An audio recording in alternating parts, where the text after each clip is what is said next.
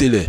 Sur la rencontre entre le président Trump et le président Poutine, je pense que c'est une très bonne chose que les présidents puissent se rencontrer pour discuter de leur agenda bilatéral.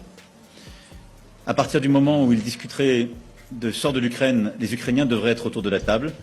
À partir du moment où ils devraient discuter de ce qui impacte la sécurité des Européens, les Européens devraient être autour de la table.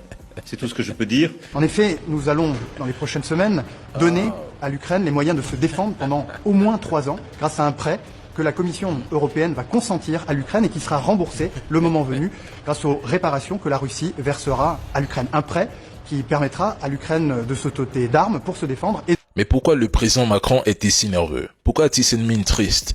Il refuse de voir la réalité en face. Les vraies déclarations, les vraies décisions, celles sur la guerre, la paix ou les frontières ne se prendront pas à Paris, mais entre Washington et Moscou, c'est acté. En plus, sa parole n'a aucun poids. Sa seule force, c'est dans quelques pays africains, sinon ailleurs. Sur la scène internationale, il n'a strictement aucun poids. En Alaska, on ne les a pas invités. Ils sont en Hongrie qui seront invités, mais sont sérieux. Ni Trump ni Poutine n'ont besoin de l'euro pour régler ce conflit. Les Européens ont une fois de plus prouvé au monde qu'ils ne sont que des suiveurs éternels.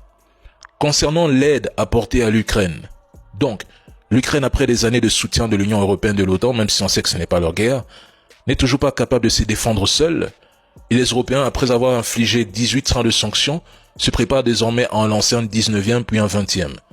Moi je ne sais pas pour vous, mais si ce n'est pas la honte, l'humiliation, c'est quoi au juste?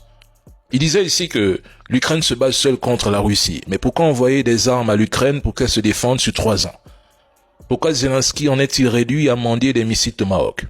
Ils en sont même arrivés à un point où l'Europe refuse de dépenser de l'argent de son propre budget et préfère prêter à l'Ukraine pour qu'elle combatte la Russie en comptant sur cette dernière pour rembourser. Mais premièrement, cela suppose une victoire ou un règlement du conflit favorable à l'Ukraine, ce qui reste incertain.